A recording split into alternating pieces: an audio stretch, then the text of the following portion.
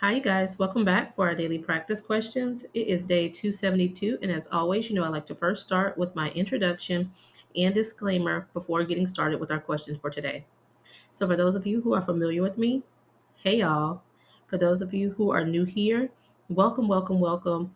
I am Dr. Brittany Weinstock, a family nurse practitioner and the founder and CEO of the Nursing Studio.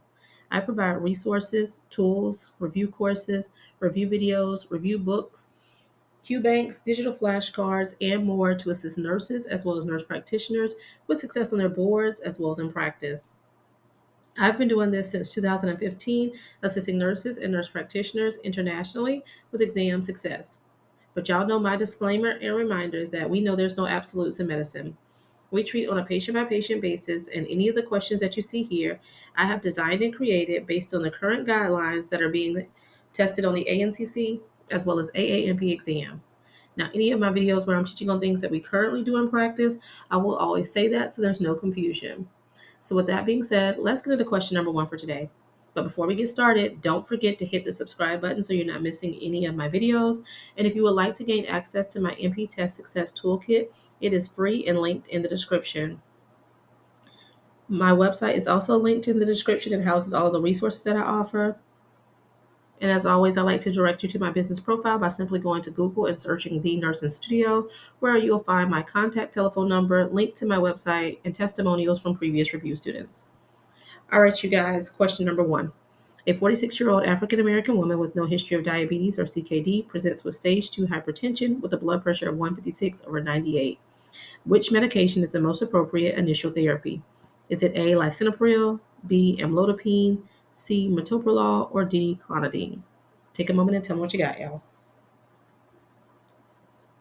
All right, so I always recommend reading the stem of the question first, as it allows you to slow down to ensure you're answering what is being asked of you. So here the stem of the question states, which medication is the most appropriate initial therapy? So, I always tell y'all, if we're looking for a treatment, you got to run it back and see if a diagnosis has been provided. And this patient has stage 2 hypertension. And so we need to take a look at what other contributing factors we know before looking at the initial medication, your first line therapy, right? So this African American patient has a history of diabetes and CKD, and they have stage 2 hypertension. What would be your first line therapy? And your best answer is A, lisinopril. Now, I did this for a reason so that y'all can process through. Just because this patient is African American does not mean um, that I want you to get so hung up on thiazides and calcium channel blockers. In this scenario, this patient warrants renal protection because if you look at their history, they're diabetic, have chronic kidney disease. So you're going to go with an ACE or ARB. So your best answer is A, lisinopril. Pril is an ACE inhibitor. So remember, when they have any of those deficits, regardless of ethnicity, this is your treatment options. All right, question number two. A 60-year-old Caucasian male with hypertension and CKD with a GFR of 45 presents for management. Which antihypertensive is preferred as first line? Is it A, hydrochlorothiazide, B, lisinopril, C, amlodipine, or D, metoprolol? Take a moment and tell me what you got. All right, stem of the question, which antihypertensive is preferred as a first line therapy? So we know the stems let us know that the diagnosis is hypertension, but let's see what we're dealing with. So we have a 60-year-old Caucasian male with hypertension and CKD. And so we're looking for first line therapy. Again, the CKD is warranting renal protection. So we're going ACE or ARB. So an ACE inhibitor here listed is B, lisinopril. And I wanted to give you these things so that y'all can see these scenarios because I get these questions a lot when doing one-on-one sessions, and hypertension gets you guys hung up a lot. So I wanted to start providing and drilling these a little bit more to make sure you have it. All right, lastly, question number three. A nurse practitioner sees a patient for follow-up on a hypertension management. The treatment plan was originally created by the supervising physician, and the NP follows that plan. The physician is present in the office suite, but not in the exam room. How should this visit be billed? Is it A, under the NP's NPI at 85% reimbursement? Is it B, under the physician's NPI at 100% reimbursement? Incident 2.